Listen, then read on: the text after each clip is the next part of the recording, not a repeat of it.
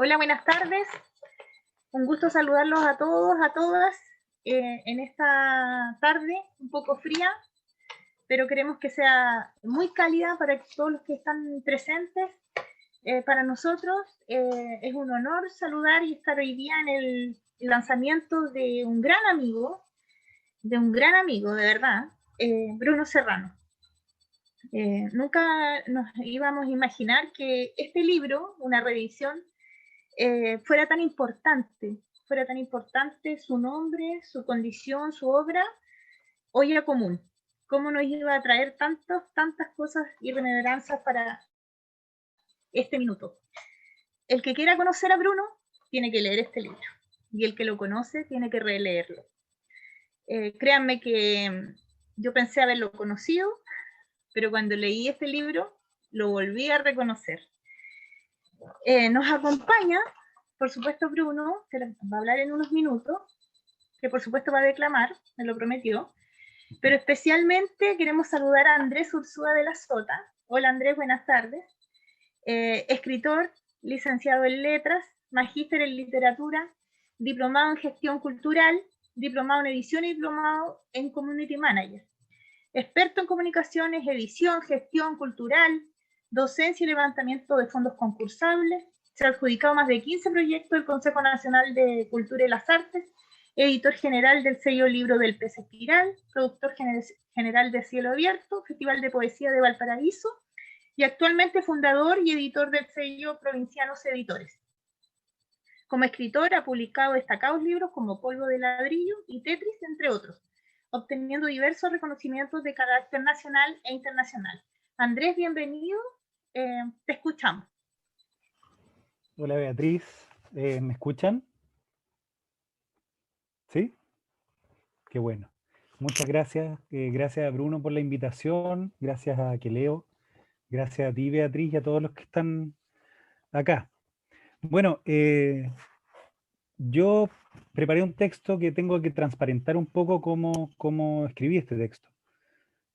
Porque tiempo atrás tuve la posibilidad de entrevistar a Bruno para un medio, particularmente para la Fundación Neruda, justamente para hablar acerca de su libro Olla Común, libro que me parecía y que me parece muy relevante para la tradición poética chilena, eh, por varias cosas que espero decir a través del texto, digamos.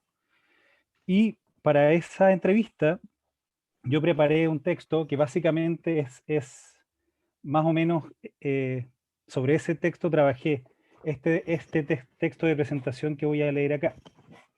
Eh, Así que les comento eso. Este texto no fue especialmente escrito, pero sí fue eh, revisado, repensado a la luz de ese texto inicial.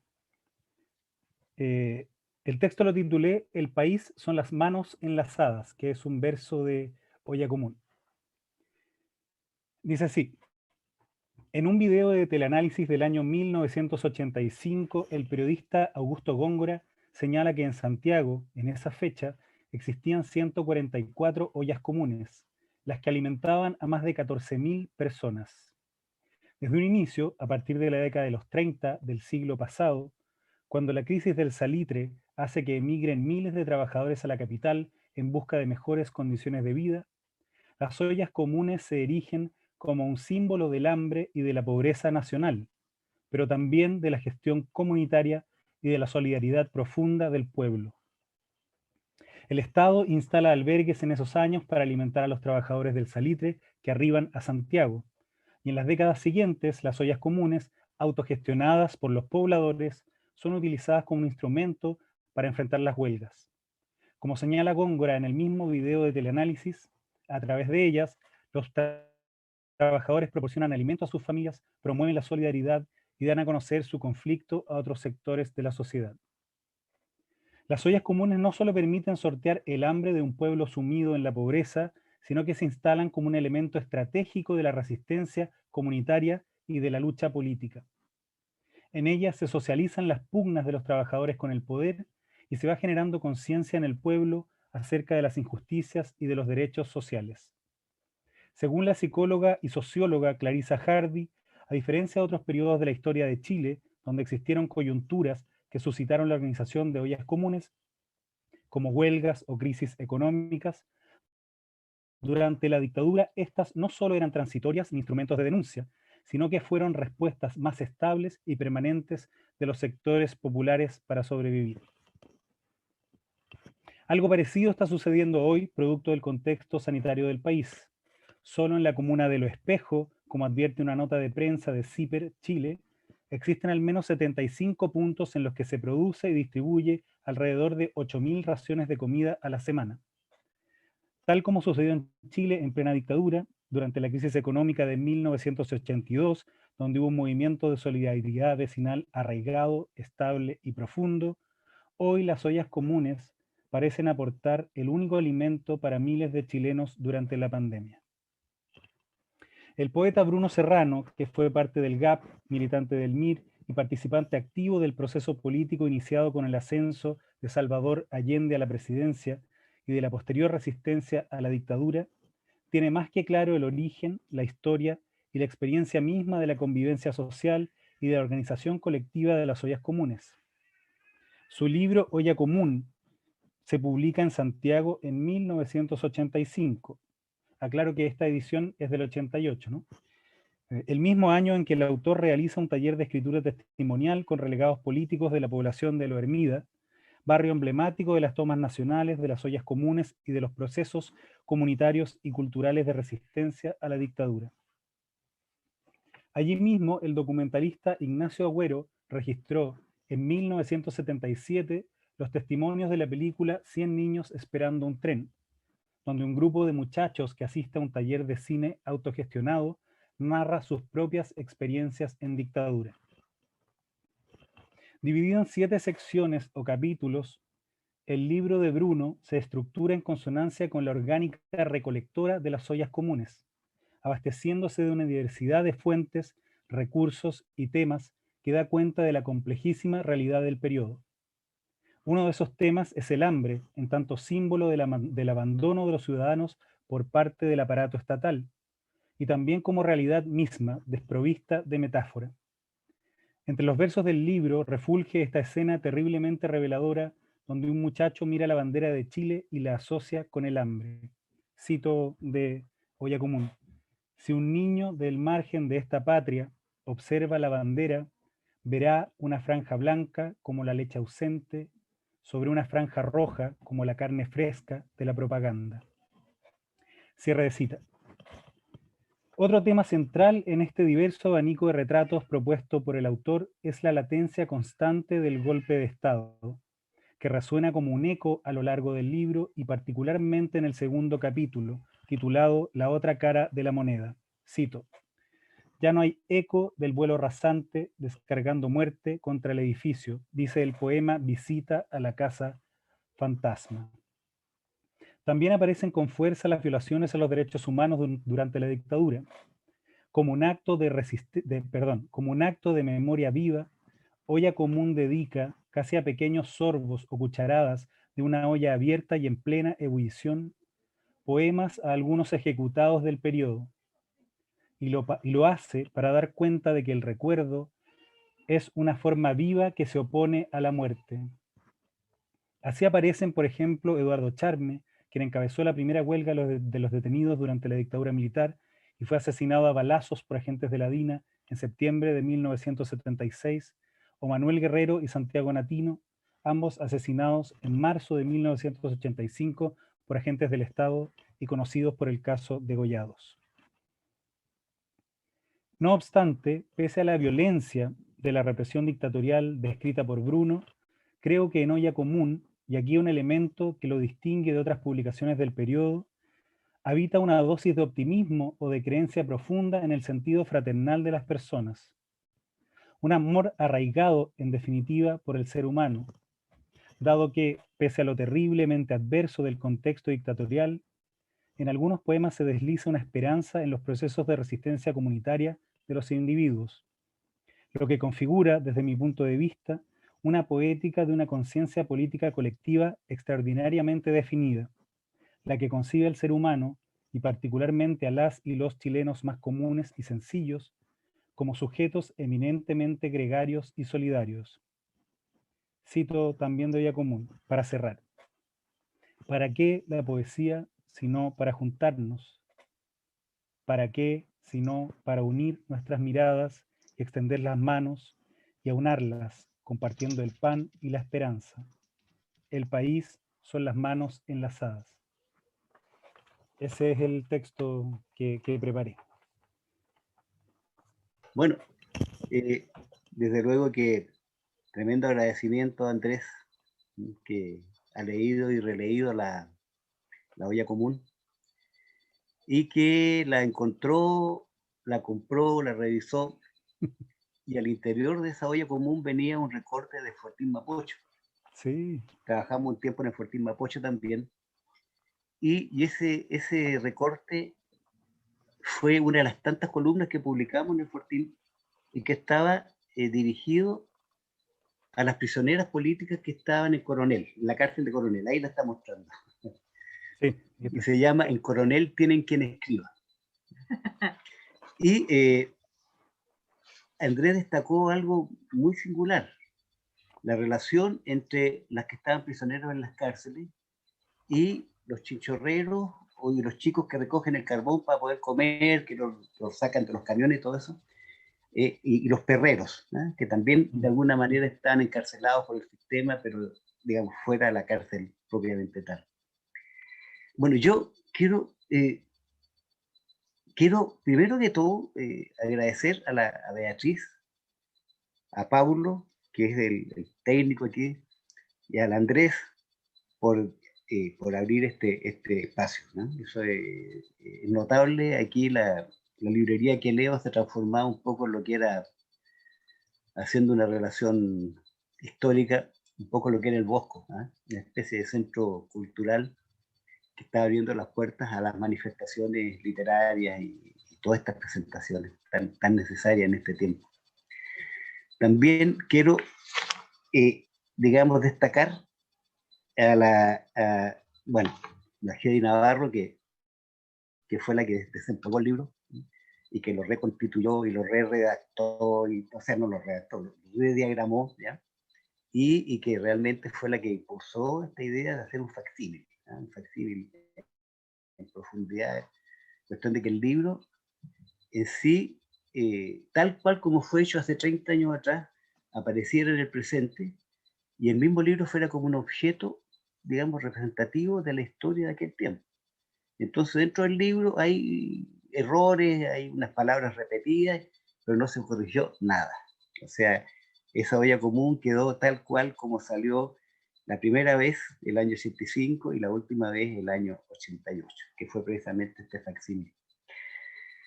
También aquí yo tengo que destacar algo, porque todo esto tiene que ver con la solidaridad.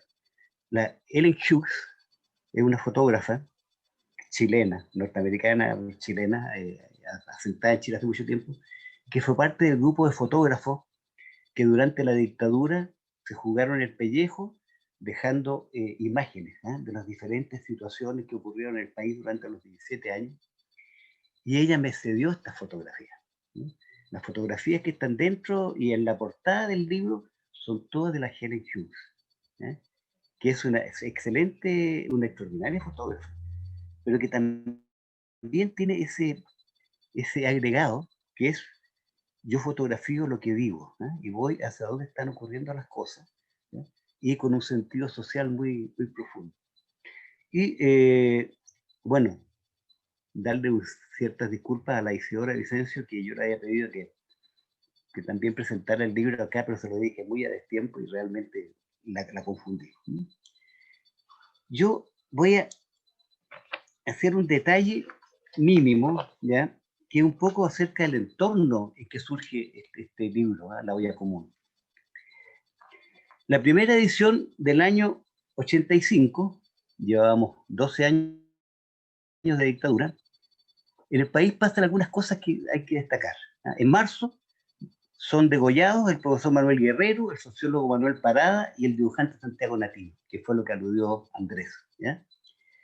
Y en noviembre, entre múltiples cosas, la revista Análisis que estaba absolutamente vigente, que era absolutamente de oposición a la dictadura, publicó la transcripción que hicieron unos radioaficionados del momento del golpe en el cual Pinochet dice que le manden un avión al presidente Allende y que el avión se cae en el camino.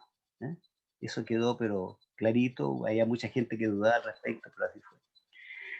En la segunda edición de septiembre del año 86, llevábamos 13 años de dictadura, llegó el Papa a Chile. ¿Mm? Y hay una foto famosa en que aparece en el balcón de la Moneda y Pinochet detrás con corbata y terno oscuro, ¿eh? Como diciendo, miren, miren cómo estoy, ya estamos con el Papa presente aquí. Y el otro hecho singular es el atentado a Pinochet, en el Cajón del Maipo, que fue un atentado frustrado. Y aparte de eso, va relacionado, digamos, con la escritura, la literatura. Las fuerzas policiales allanaron la editorial Oveja Negra, que había publicado La aventura clandestina de Miguel Litín en Chile. Miguel Litín había entrado clandestino a Chile y hizo todo un documental. ¿Ya? Quemaron 15.000 ejemplares, siguiendo, digamos, esa modalidad de quemar los libros. Y la tercera edición, esta, la del 88, en la cual hicimos facsímil, en octubre triunfa el plebiscito, triunfa el no, ¿ya? Que es un hecho absolutamente trascendente, y regresa a Chile la Tencha, ¿eh? La Hortensia Bussi Allende, la señora Tencha, la esposa del presidente Allende, que vuelve al país. Y hay otro hecho que también es determinante, nace la concertación, ¿sí? Aquella concertación que hemos conocido durante todos estos años, ¿ya? Y esta cuarta edición facsímil, ¿ya?, viene como una réplica del estallido social, ¿ya?, de esta constituyentes para una nueva constitución, y singularmente reaparecen las ollas comunes. ¿Sí? Entonces, junto con reaparecer las ollas comunes, esta olla común vuelve, digamos, vuelve a las calles, ¿eh?, aunque sea así virtualmente. Algunos detalles menores respecto al poemario, que ya lo dijo de una forma Andrés. ¿Sí? Son 7 partes. Está dividido en 7 partes. Y la primera parte se llama olla común y tiene un epígrafe que dice: el hambre es el primero de los conocimientos. Tener hambre es lo primero que se aprende. Eso es de Miguel Hernández, poeta asesinado durante de la República Española, asesinado durante con el periodo franco. La segunda parte se llama La otra cara de la moneda. ¿Sí? Y ahí el epígrafe es un sortilegio que los esquimales, los inuit, hacen para conjurar a la muerte, que dice: veo acercarse a los perros oscuros de la aurora. Atrás, atrás, si no queréis que os unza a mi trineo. La tercera parte, que es Mínimo Mundo, que es más bien familiar y cotidiano, tiene un texto, un epígrafe de Neruda que dice: ayúdame, poema de amor, a restablecer la integridad, a cantar sobre el dolor. Eso es Neruda. La cuarta parte se llama Provincia, ¿ya?, que tiene que ver, digamos, ya con lo referido al pueblo mapuche, digamos, y a diferentes personajes de la provincia nuestra. ¿Sí? Y ahí tiene el inicio de los poemas de Colupán. ¿Sí? Hay las canciones de Colupán, un poeta mapuche muy desconocido, que dice: me daban yayi de maíz cuando era niño, amada mía, no he vuelto a comerlo, desterrado en este país. ¿Ah? Que ya está traspaso, digamos, está desarraigo profundo. Y junto con eso me acordé yo que el 13 de octubre de 1990, cuando faltaban 2 años para cumplir los 500 años de la llegada de los españoles acá a Chile, publicamos el primer titular en el Fortín Mapocho en Mapuzungún. Y fue muy simpático. Yo me acuerdo que yo me paraba ahí al lado de los kioscos a ver qué me decía la gente quedaba muy metida. Y el Fortín decía: Tufachi que chupataca xipantu petu moguelei mapuche ni raquiduán.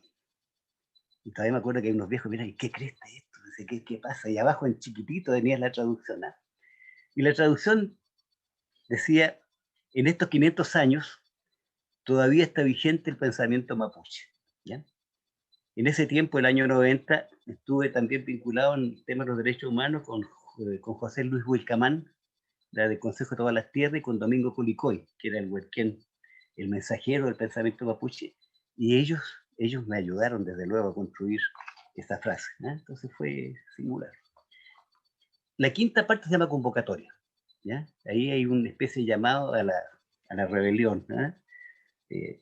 Entonces, ahí la cita es: el miedo es natural en el prudente y saberlo vencer es ser valiente. Alonso de Ercilla y Zúñiga, en la Araucana.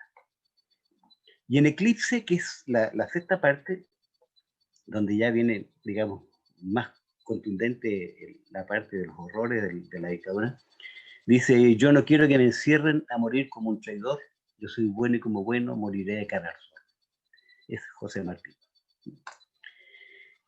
Y la séptima parte es un poema que se llama Andé para esperar al hijo que llega, que se acerca y dice: tú parirás un hijo, yo un poema, como ves, somos iguales. Eso yo quería un poco ponerlo ahí, y voy a leer algunos poemitas, ¿ya? Voy a evitar aquellos que me ponen emocional, ¿ya? Porque ver a viejos llorando no vale la pena. No es para tanto. Bueno, pero las manos enlazadas ya lo mostró Andrés. Yo tengo otro poema acá, de esta primera parte de La olla común, que dice la taza de té. Verás que no hay pan sobre la mesa y solitaria sobre el mantel gastado, humeante la taza de té que tu llegada espera. Verás en un rincón de la cocina fría a tu esposa llorando en silencio. Verás a tus hijos con rostro anhelante aguardando, y ahora nadie habla y bajan la cabeza y miras el mantel y tus manos cesantes y la taza de té que se enfría en la mesa. Esa era la taza de té. Después viene otro que se llama Noche de Perros. Todos estos son productos del... Este libro en realidad surge del trabajo con pobladores, y de las ollas comunes, la población dormida, donde realmente las situaciones fueron muy graves, pero la solidaridad se levantó como una bandera de lucha extraordinaria. Juntaban en unas ollas grandes, cada uno traía algo especial, algunos traían papa, otros traían unos porotos, arvejas, qué sé yo, alguien conseguía pan, otros traían leña, y entonces toda la gente se convocaba alrededor de esa olla común. Y de ahí realmente surge esto de hacer una olla común con palabras. Noche de Perros. El niño sueña una cuchara que sube desde el plato cargada de comida, se detiene a la altura de su boca y derrama su carga en la abertura. El padre sueña que encontró trabajo y maneja un bulldozer horadando caminos hasta el día de pago, y con las manos llenas regresa a la casa. La madre sueña la cocina encendida, la cacerola humeante, el niño jugando con zapatos nuevos, la ventana con vidrios y la estufa entibiando la pieza. Solo el perro flaco gime despacito porque está despierto. Esa es la parte de los sueños. Hay otro poema acá que se llama, que yo lo leo casi siempre, pero ahora me anduvo perdiendo, que es este. Se llama, es de la segunda parte, de la tercera parte, se llama Mi amor de pechos flacos.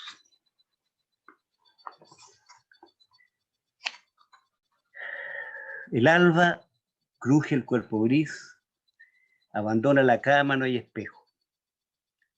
Tus pechos lacios se descuelgan, el pezón plomizo se contrae, desgastado por bocas pequeñitas. No son los senos duros vendidos en los pósters. Mi corazón se apega a tu lado desde lejos, desde los ojos opacos en el hollín de eternas chimeneas y despidos, desde el ayer chispazo de felicidad, caricia adolescente, creyendo que juntos el mundo puede ser cambiado. Tengo manos, te dije, y palabras y sangre para que crezca tu corazón de niño, y el perfil de los años arruga tu vientre. La tierra se agota generando semillas bajo el cielo sin sol en un surco reseco.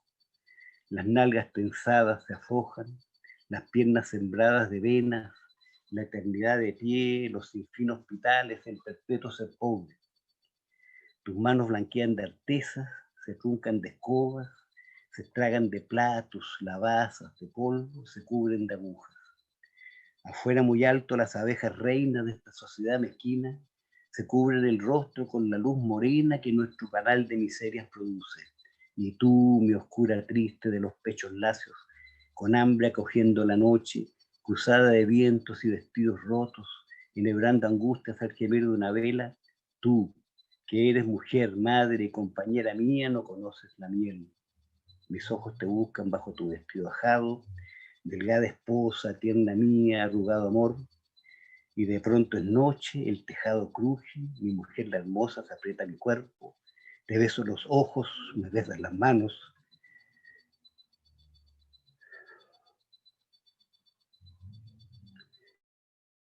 La luna te toca y eres la más dulce, eres la más bella. Eres tú, mi amor, desde los pechos flacos. Estoy muy emotivo, ¿eh? Me está pasando eso. Bueno, el otro poema, vamos a ir a otra parte. En ese tiempo también, estuvimos trabajando en las cárceles, inicialmente con las prisioneras políticas, ¿eh? Que hubo muchas en aquel periodo. Y ahí entonces iniciamos un taller literario, ¿eh? Fue una forma de poder salir a través de las palabras, salir un poco detrás de las rejas. Este poema se llama Una mujer detrás de un muro. Para tu corazón que tiene la forma gris de un patio. Esto es de Marcos Anna, otro prisionero republicano en la dictadura de Franco en España. Una mujer detrás de un muro, una preciosa mujer detrás de un muro, cercado sus frágiles jardines.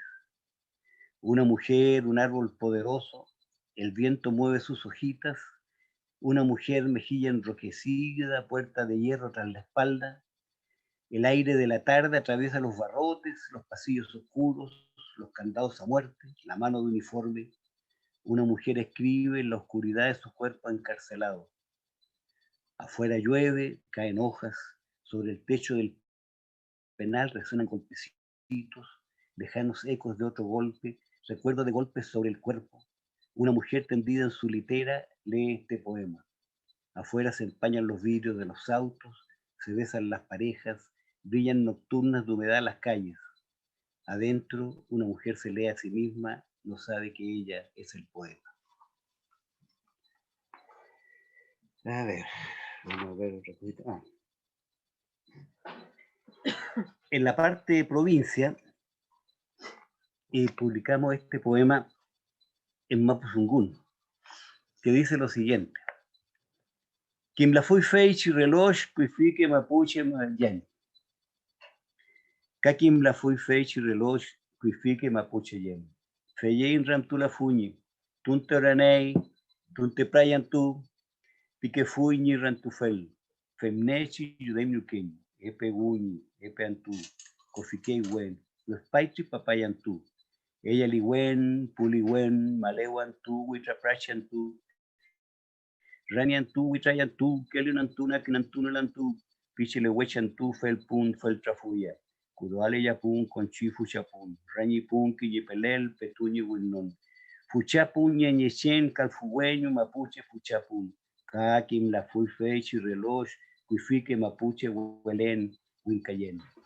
Conjuntamente con eso poemas, también nos están cansados ya, ¿no? Deditos para arriba. Ya. Convocatoria. Estas son las partes más subversivas. Y este poema surge precisamente de esta irrupción del modelo neoliberal, ¿no? Con una cantidad de productos y fábricas externas de otros países.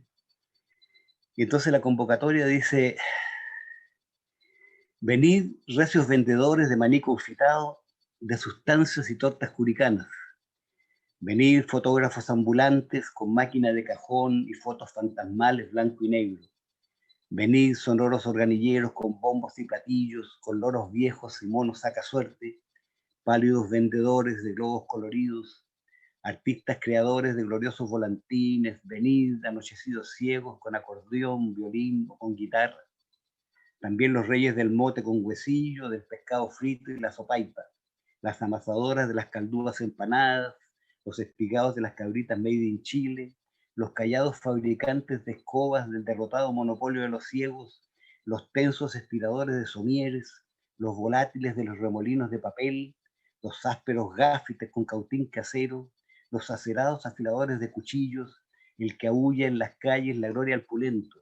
Venid, que se apersonen todos los que representan a la heroica industria nacional que no se rinde.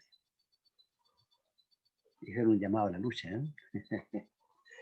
A ver. Y creo que... ya. Otros personajes que fueron muy singulares fueron los choferes de micro. En aquellos tiempos, el chofer de micro era una especie de héroe sobreviviente de su trabajo. ¿Sí?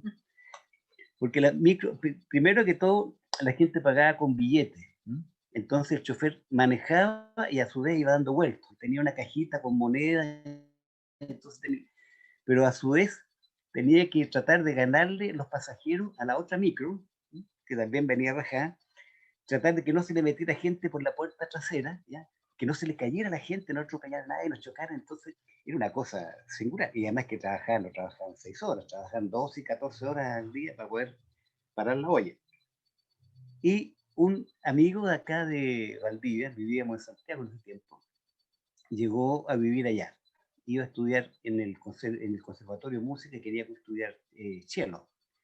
Resulta que no pudo estudiar, así que tuvo que trabajar de chofer de micro y algunas noches yo lo acompañé a trabajar en una micro hacia el recorrido de la población Nuevo Amanecer. ¿Eh? Nuevo Amanecer fue una población que le cambiaron el nombre después de la dictadura. Y era una población bastante áspera, jodida. Entonces hice este poema que se llama Dios es mi copiloto.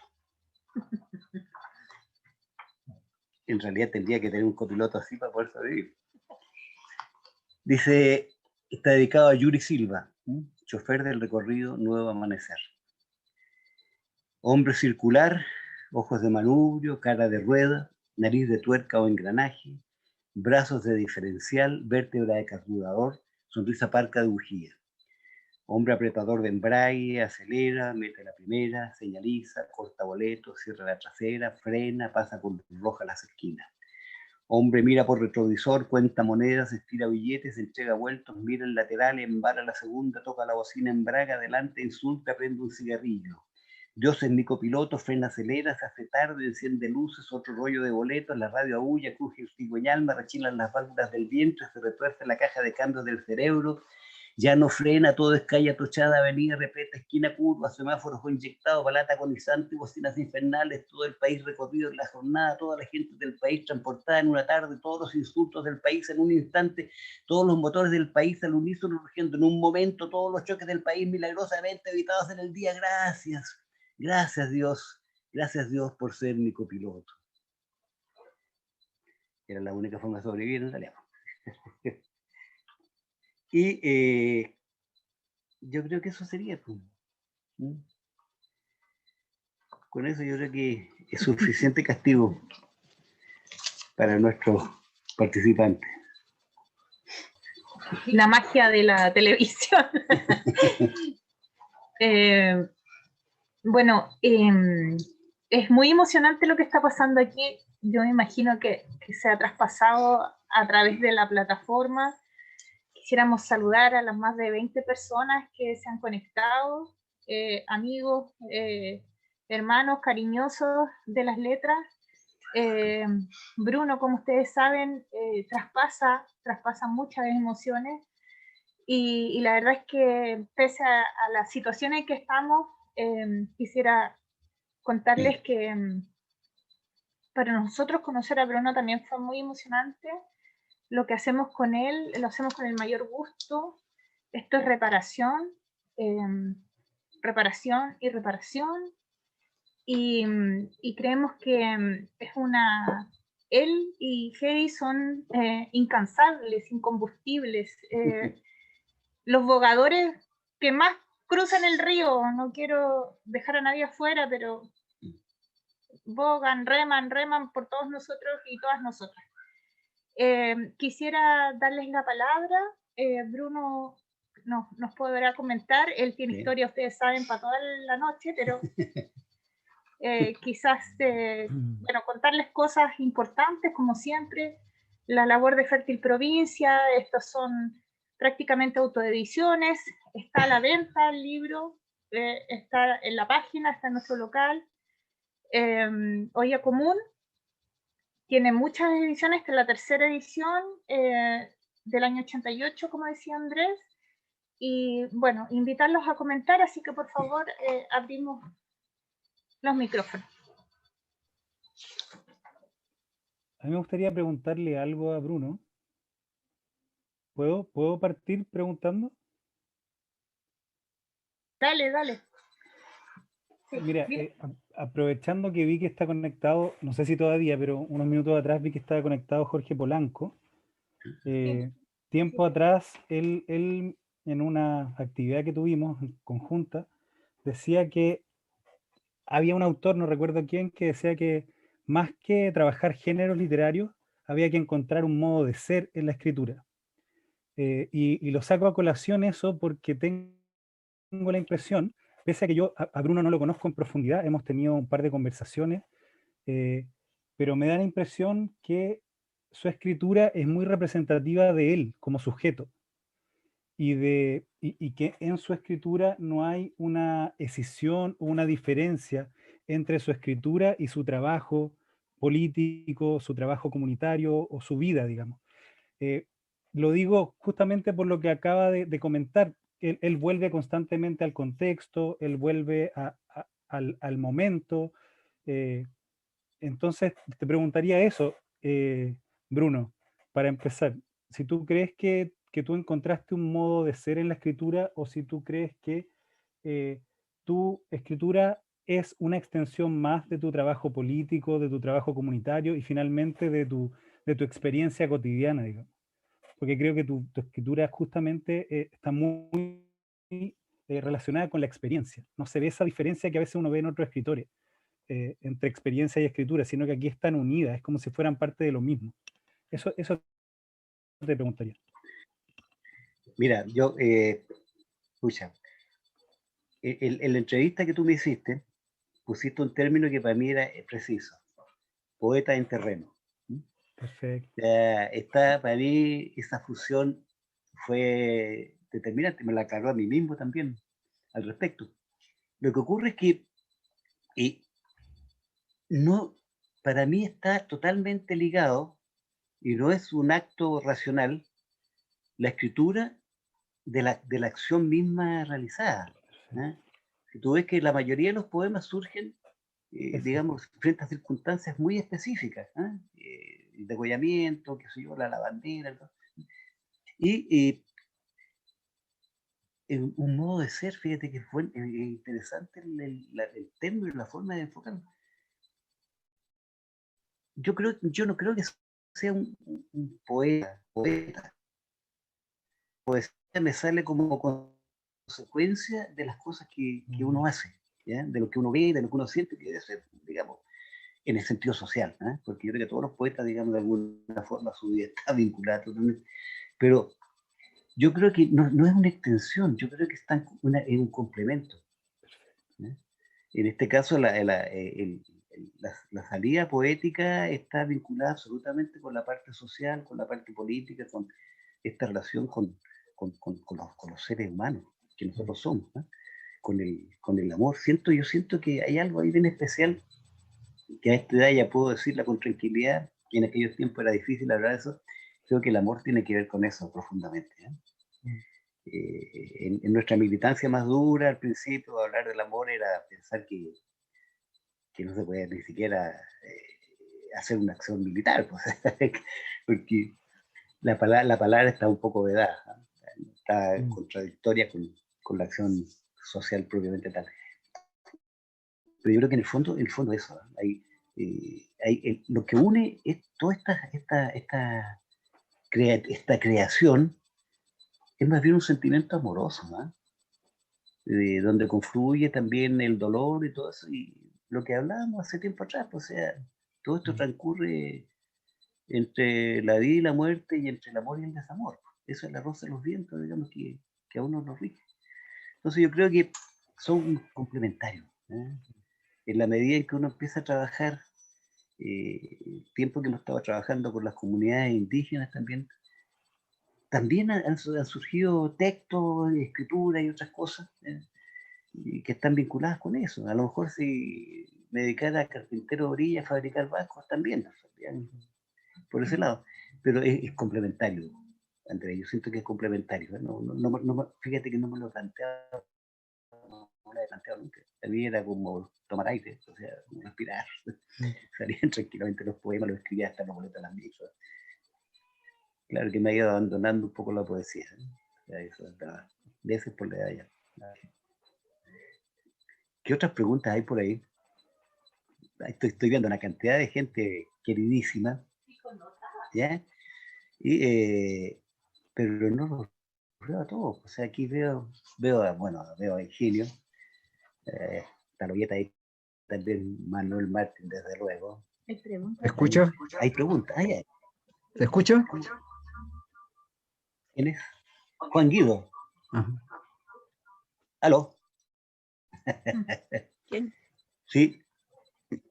¿Se escucha? Higinio. Ya. Higinio. Ahora sí. Bueno, en primer lugar, felicitar a Bruno por la reedición de este poemario y felicitar también a la iniciativa de hacer la presentación y el lanzamiento de este libro que cobra vigencia en los tiempos actuales, o quizás nunca ha dejado de tenerla. Pero yo quería hacer una consulta a Bruno en relación a la temática en particular de este libro. Estuve leyendo comentarios en España y donde hablaban de una especie de género casi literario de la crónica poética o del cronista de su tiempo, que en definitiva viene a hacer la reafirmación de que el poeta es un ser humano, una persona, un artista que describe, refleja la realidad, la vida en general. Si acaso está de acuerdo más o menos con esta descripción llevado a esa categoría del poeta cronista. Esa sería mi consulta. Bien, Higinio, yo creo que eso tiene mucho que ver. Yo empecé cuando estuvimos al inicio de la dictadura, que estuvimos un tiempo medio fondeados por ahí.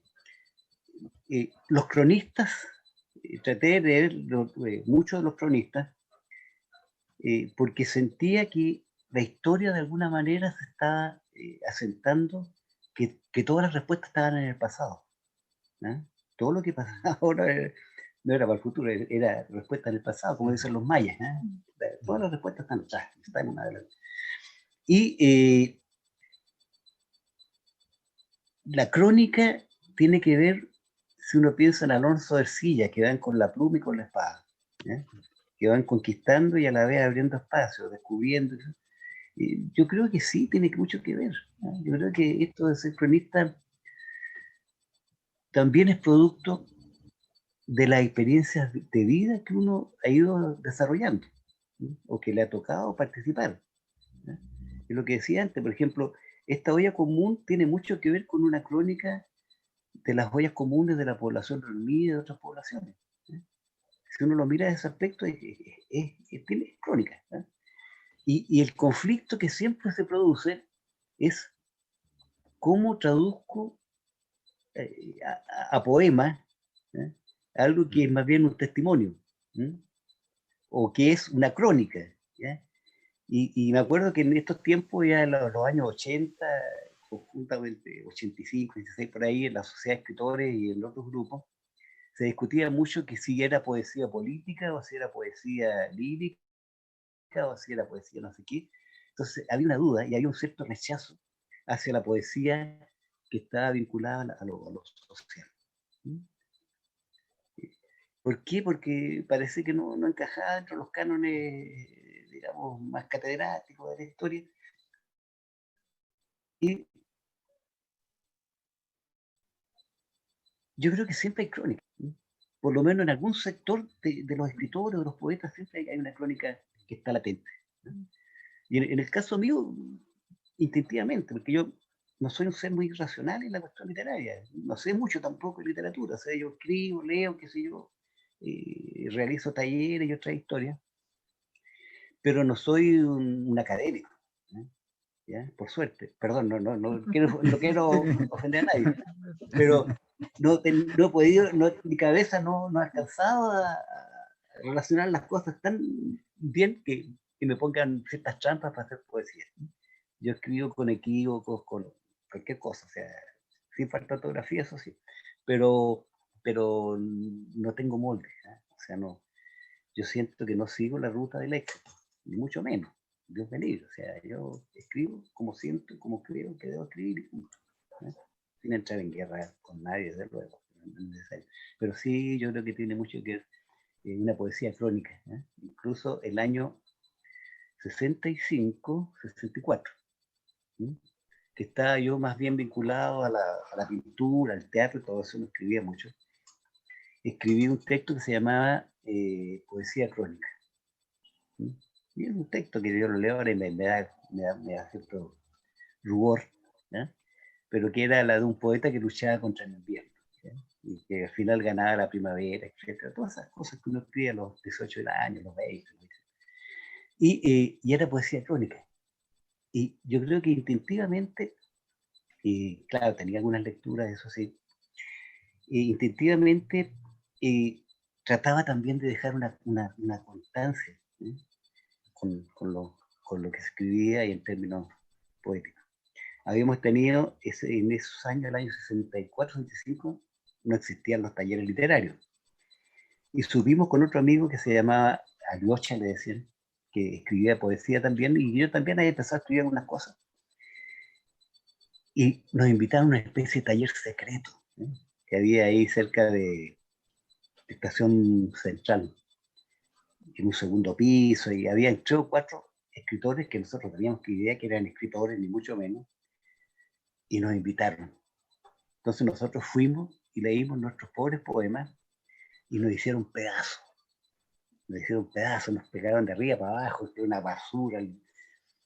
Y Aliocha, que era un personaje que leía mucho, porque él sí que leía mucho poesía y todo eso, decidió que teníamos que volver nuevamente.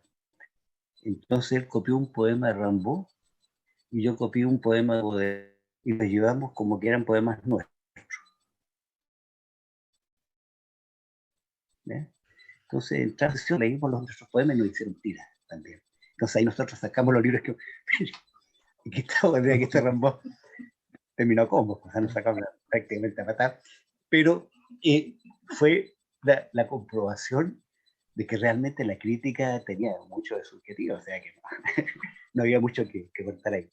Pero eso fue una historia aparte, eso fue un exabrupto poético. Pero sí, lo de la crónica sí, Gina, tiene mucho que ver con la poesía. Así es. ¿Alguien está ahí? ¿Quién habla? Él. Sí. Juan Guido, ¿no? Juan Sí. Guido, sí. Hola, Bruno. Hola. Juan Guido, ¿cómo estás, querido amigo? Un gran saludo de parte de Melita y de mí, por supuesto. Yo quisiera destacar el título del poemario. Olla común es una especie de paradoja porque no hay algo tan íntimo, tan secreto como una olla, y sobre todo una olla que está cocinando. Eso lo compruebas tú cuando quieres ir a la cocina y quieres levantar la tapa de la olla y te llega inmediatamente un escobazo por la cabeza, es decir, no se puede mirar la olla, ¿no? La olla es una especie de desideratum de la intimidad, pero también del amor, ¿no? Y del sentido de la vida y de la conservación de la especie en definitiva. Ahora, cuando se habla de olla común, es una especie de, no es una contradicción, sino que es una especie de extensión de que todo aquello que es íntimo, amoroso, secreto, oscuro, se hace colectivo. Y eso se hace colectivo a través de la solidaridad. Y parece que la olla común es un acierto de nuestro idioma castellano. Yo no sé si en otros idiomas, bueno, Eugenio me podría decir, no sé si en otros idiomas ha habido esta creación. Entonces yo celebro el concepto y al mismo tiempo celebro que tú lo hayas tomado para tu magnífico poemario. Un abrazo, Bruno. Adiós. Muchas gracias, Juan Guido. Y muchos cariños a la Melita y a ti también, pues, de nuevo. ¿Hay alguien más? ¿Está? Manuel. Manuel. Tu micrófono, No se tu escucha. micrófono, Manuel. No te escuchamos. No se escucha, Manuel. El audio dice ahí, ¿qué tal? ¿Se escucha? Sí. ¿Sí? Sí. Ya, ahora se escucha. Bueno, yo hoy día partí corriendo a comprar el poemario, aquí lo tengo, Beatriz me atendió muy solícitamente. Bueno, me compré otro también, siempre que voy vuelvo con los bolsillos vacíos, pero vuelvo contento. Y acá esta olla común, lo primero que quiero decir es felicitarte que hayas tenido la valentía, dentro de esa valentía una gran cuota de osadía de sacar esta edición facsimilar de olla común en un tiempo en donde se lee muy poco. Estamos en una época donde se lee demasiado poco. Y esto trae consigo algo muy triste. Al leer muy poco, no hay tampoco un pensamiento crítico. Y estamos viviendo las consecuencias de eso. Este testimonio lírico que tú como poeta nos compartes, no solo refleja la crónica de una época, es también el resultado de un proceso de resiliencia que nos permite volver a mirarnos y descubrirnos como parte de una historia. Entonces es una poesía dolida o que nace del dolor. Hay una lírica del dolor y esta lírica del dolor nos muestra lo pequeño, lo infinitamente pequeño que podemos ser o llegar a ser por nuestros propios sistemas que van ahogando a la persona humana. En segundo lugar, decir que Olla Común debe ser el libro que te identifica dentro del concierto de poetas nacionales y de escritores nacionales e incluso más allá de nuestras fronteras. Este libro yo lo conozco de antes. Yo le contaba a Beatriz que yo la obra la conozco, la leí y asistí a algunas lecturas en aquellos años y te lo he comentado. Por eso quiero agradecer que en la página 31 de esta edición facsimilar aparezca el poema que te lo he comentado más de alguna vez en nuestras conversaciones personales, Mi amor de pechos flacos, porque va creando ese poema una atmósfera que nos saca más allá de la comprensión racional y nos va situando en una relación que establece el hablante con el objeto lirizado, la mujer, el amor de pechos flacos.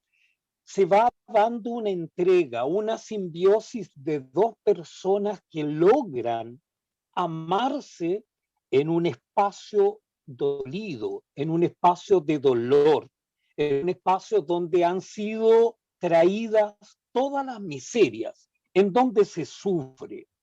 Y en esa relación de centro a centro, de misterio a misterio, surge la fuerza del amor en forma prístina, con una energía que es capaz de derrotar esa miseria a la cual han sido confinados los dos sintientes, el hablante lírico en este caso y el objeto lirizado, la persona lirizada. Entonces, ¿el amor es posible en un sistema liberal tan opresor como lo que tenemos ahora? Sí. Es probable lo único que nos rescate y sea este amor que surge de esto, que queda plasmado en Olla Común, que es una poesía de resiliencia, que nos permite ver nuestra historia y rescatarnos a nosotros mismos. Entonces, vale el concepto de poesía crónica, poesía histórica, poesía política, poesía comprometida. Yo recuerdo en el año 1985, cuando matan al Pepe Guerrero y a los demás amigos, en la revista Análisis lloraban todos y todos los amigos de la revista Análisis. Yo trabajaba ad honorem en Amnistía Internacional y el Felipe Pozo estaba sencillamente descolocado. Y a alguien se le ocurrió leer un poema de Miguel Hernández. En ese momento en que estábamos, todos los que trabajábamos en derechos humanos estábamos absolutamente descolocados, alguien llega y nos lee un poema de Miguel Hernández. Y respiramos, pudimos inspirar y exhalar y decir, vamos a seguir. No podemos decir que no teníamos miedo, nos sentíamos amenazados, nos sentíamos al borde de la ejecución. Todas las personas que trabajamos en derechos humanos empezamos a dudar hasta de nuestra propia sombra.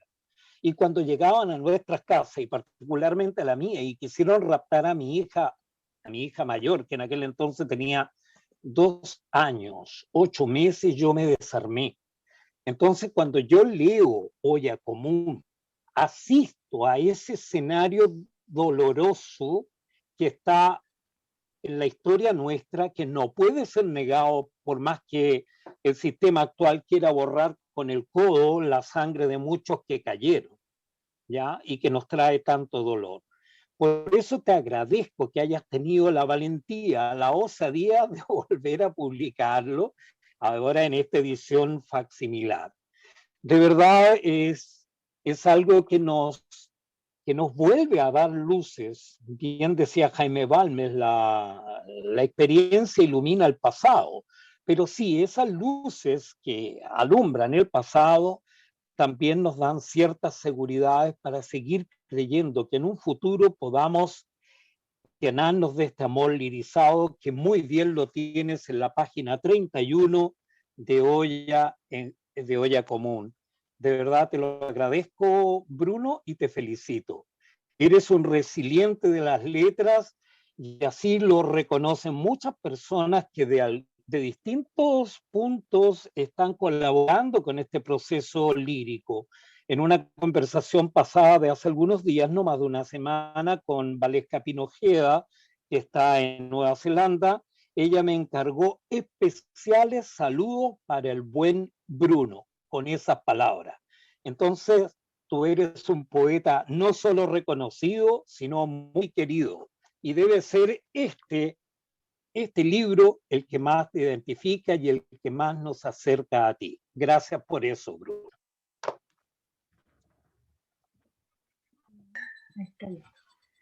Muchas gracias, Manuel Martín. Me produce emociones, para variar. ¿Cómo evitarlo? Sí, pero voy a aprovechar una cosa. El próximo 24 de junio se va a presentar aquí este libro que se llama Cucumachi, ¿ya?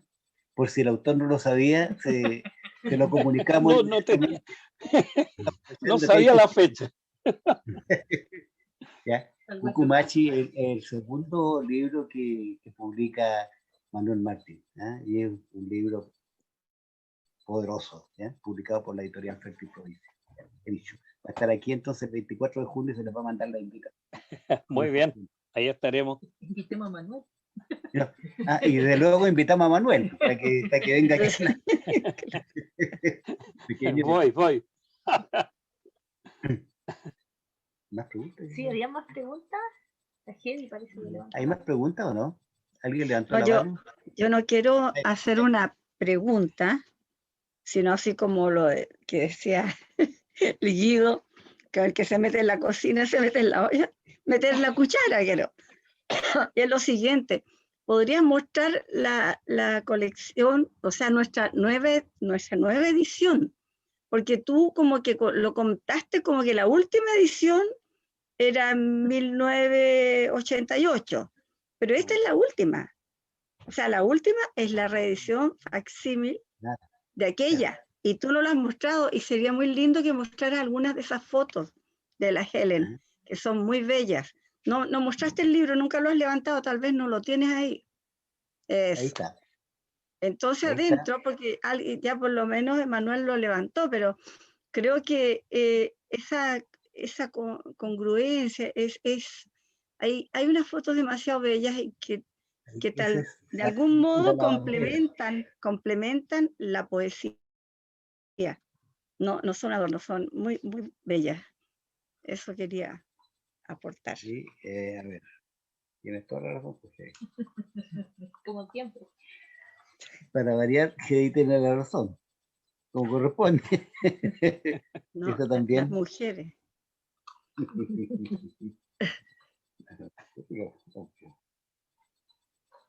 Hermoso.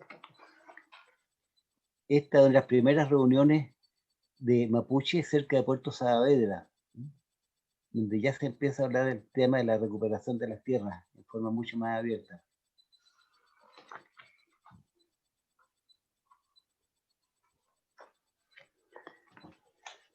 Acá la Helen Hughes fotografió un par de cesantes muertos de la risa tirados ahí afuera, fuera de un almacén que estaba cerrado, o una fábrica que estaba cerrada, algo así era.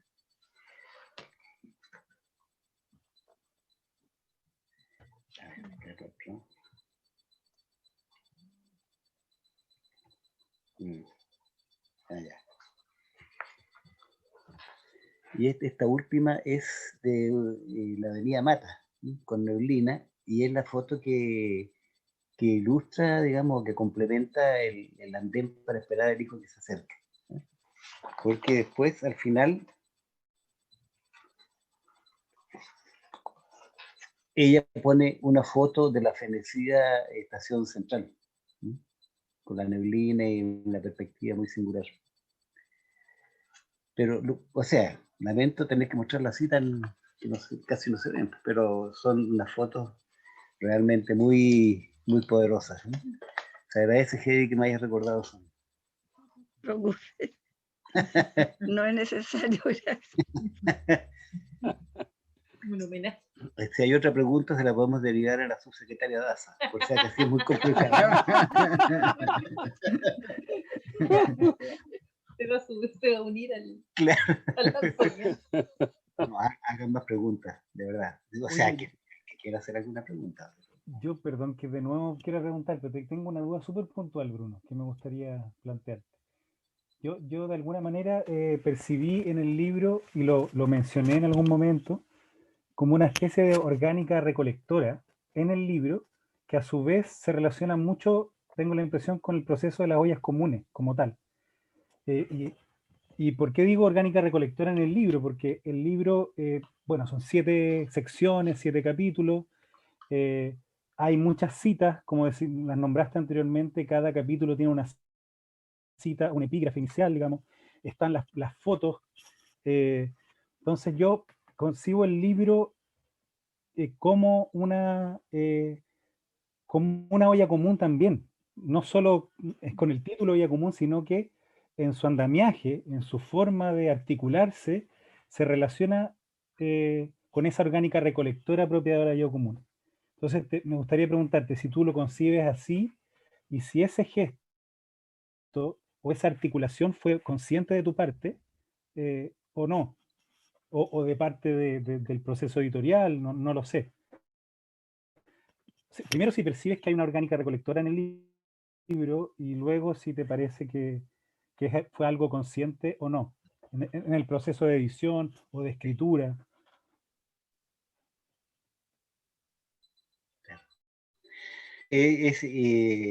Indudablemente que el origen del libro surge de esta función recolectora y de, digamos, de acopio, ¿eh? A una olla común, ¿ya? Indudablemente surge de ahí. Digamos, dentro de diferentes temas, de luego está la pobreza, está lo cotidiano, está la muerte, están los pueblos indígenas apareciendo entre medio, están los choferes de micro, pero porque parece que en mi cabeza funcionó algo al tener presencia, ¿sí? De que llegaba una viejita con una bolsita de papel y traía 4 papas, le echaban las papas, ¿sí? Y después llegaba otra señora con un paquete de tallarines, ¿sí? Y claro, tallarines. Yo creo que eso me movió precisamente para pensar en un libro de poemas donde pudiera poner la mayor cantidad de visiones, ¿eh? De situaciones, ¿ya? Porque normalmente los libros de poesía tienen como un relato único. Claro, y entonces en la cabeza se me formó esa necesidad de que el libro fuera el recolector, ¿no? Digamos, el pozo donde llegan todas estas cosas. Y es una estructura que parece que no era muy típica dentro de la poesía, ¿no? Al contrario, o sea, la tendencia era más bien algo homogéneo, así, muy directo, de principio a fin. Y tiene que ver, yo creo que con la diversidad de las cosas, porque quizás ahí puede concurrir, ahora no se me ha ocurrido el hecho que yo haya estado antes en la pintura, ¿ya? Que haya estado en teatro, que haya sido parte pedagógico, que haya viajado mucho a dedo, que haya estado, qué sé yo, en Brasil, que haya tratado en una guerrilla Che, etcétera, 20.000 cosas, ¿eh? Que de repente como que empiezan a requerir ponerlas todas juntas, esas experiencias de vida, y encontrar las formas literarias para expresarlas. ¿Mm? Y hay cosas que me costó bastante poder escribirlas, y que en ese tiempo otras personas más eruditas, otros poetas más eruditos, criticaban que el lenguaje no correspondía. O sea, que, digamos, tenía que haber una lírica distinta, que había que limpiar los poemas, que había que hacerlos más sintéticos, y no había que hacerlos tan cantados, etc. ¿Sí?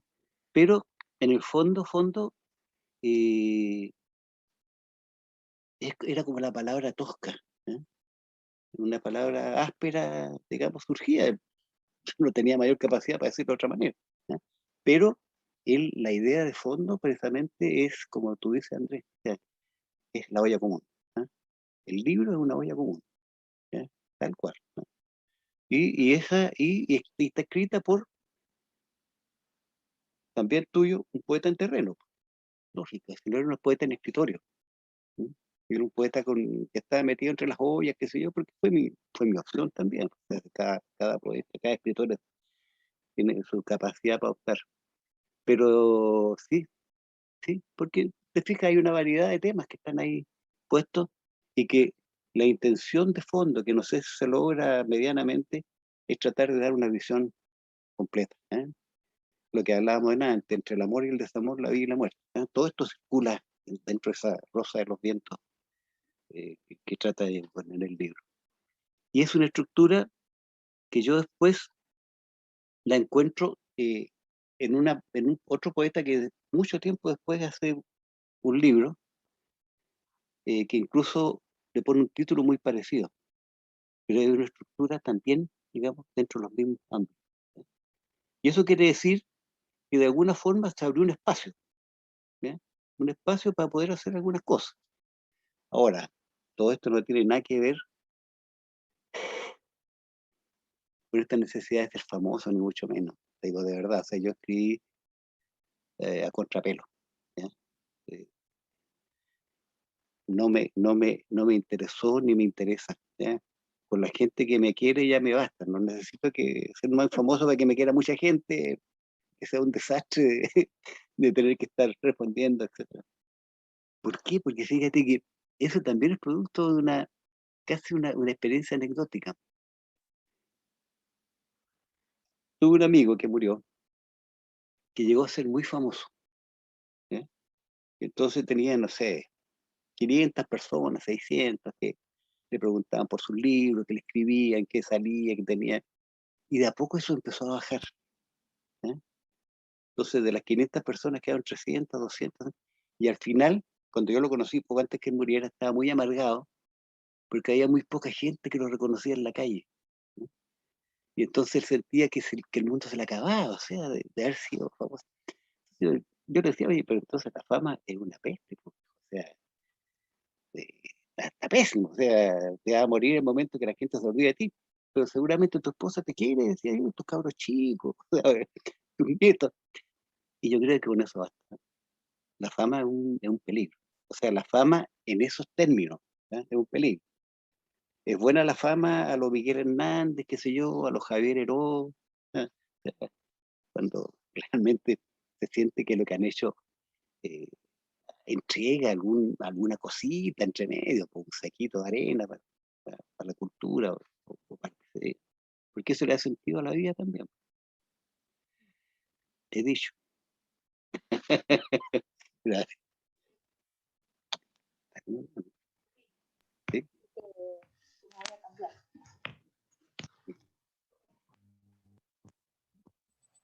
Bueno, agradecerle a todos los presentes. Disculpen algunas dificultades técnicas, todavía estamos tratando de mantener los lanzamientos. Agradecerles, invitarlas al próximo lanzamiento, el próximo jueves, que aprovechando que está Manuel, Cucumachi en Huetripantu, están todos gentilmente invitados. Agradecer a Bruno 1000 veces, esta es su casa, Heavy, tu casa también, y un abrazo para todos ustedes y les estamos contando, como les digo, la obra de Fértil Provincia está en nuestra página, aquí en nuestro local, así que talento valdiviano, que hay por suerte muchísimo. Muchas gracias, buenas noches.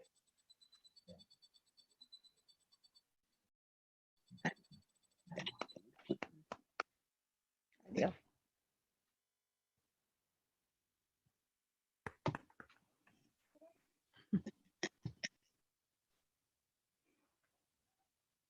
Chao, Bruno.